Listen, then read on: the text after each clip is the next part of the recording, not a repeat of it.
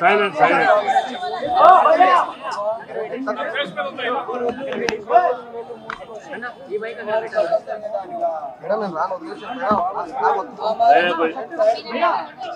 Silent silent silent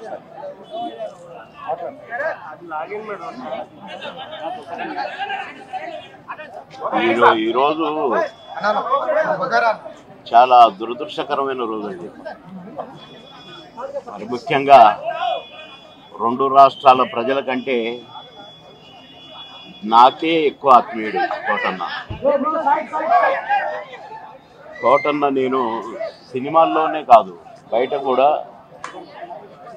ఒంటరిగా కలిసినప్పుడు కూడా ఫోన్లో మాట్లాడుకున్నప్పుడు కూడా ఆ సెటైర్లు యాజ్ ఇట్ ఈజ్గా సినిమాల్లో ఎలాగైతే పాము ముంగిసలాగా అలాగే ఉండేది.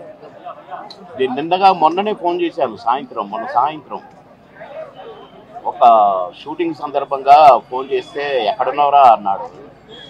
వాళ్ళ దగ్గర ఉన్నన్నా అన్న. అరే ఎప్పుడు వస్తావురా అంటే రేపు వస్తానా అన్న. అంటే చాలా బాగా మాట్లాడాడు. మామూలు జోక్ ఆ సార్లేవో ఇవన్నీ ఉంటాయి కదా మావి. ఆ సెటైర్లతోనే మాట్లాడుకున్నాము ఒక 2 నిమిషాలు. నాకు షార్ట్ రెడీ అన్నా, నేను సాయంత్రం మాట్లాడతా మళ్ళీ అని సాయంత్రం చేస్తే పడుకున్నారు. అదేదో మందు వేశాడు డాక్టర్ గారు అని చెప్పారు. పెద్దమ్మాయి చెప్పింది, కోటన్న పెద్దమ్మాయి. సర్లే నేను రేపు వస్తున్నట్టు చెప్పు, లేకుంటే ఎల్లుండి పొద్దున వస్తానమ్మా అని చెప్పిన. రమ్మన్నాడంట. కానీ ఈయన వచ్చేసరికి ఆయన లేడండి, వెళ్ళిపోయాడు.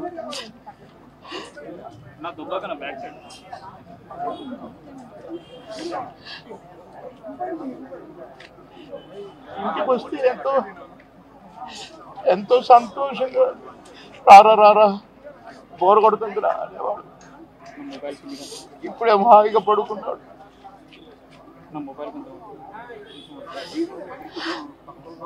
సొంత అన్నదమ్ముడు కోటన్నకు తమ్ముడు ఉన్నాడు, కానీ నేనే అసలు తమ్ముడుగా ఫీల్ అయ్యేవాడు. ఎన్నోసార్లు ఒకే ప్లేట్లో భోజనం చేశాం. అన్నం ముద్దలు కలిపి పెట్టేవాడు నాకు. తినబాయ్ టైం తక్కువదిరా అని అనేవాడు. నేను ఎక్కడ ఏ ఊరిలో ఉన్నా, ఏ లాడ్జిలో ఉన్నా పక్క రూములే. మళ్ళీ ప్రొడ్యూసర్లు మొత్తుకునేవాళ్ళు, మీరిద్దరు ఒకటే రూమ్లో ఉంటారు కదా, అయితే ఆయన నీ రూమ్లో ఉంటాడో లేక నువ్వు ఆయన రూమ్లో ఉంటావు, మాకెందుకండి నష్టం చేస్తారు, ఒక రూమ్ డబ్బులు వేస్ట్ అని అనేవాళ్ళు. అదే ఇది అని చెప్పేవాళ్ళం. అట్లా ఎన్నో సందర్భాలు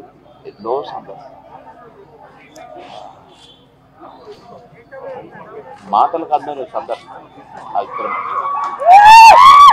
కనుక కోటన్న ఆత్మకి శాంతి చేకూరాలి, ఆ కోటన్న కుటుంబానికి ఆ కోటన్న లేదు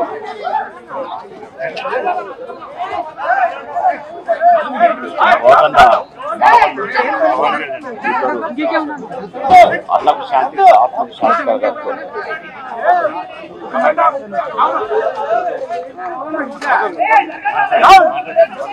అన్నీ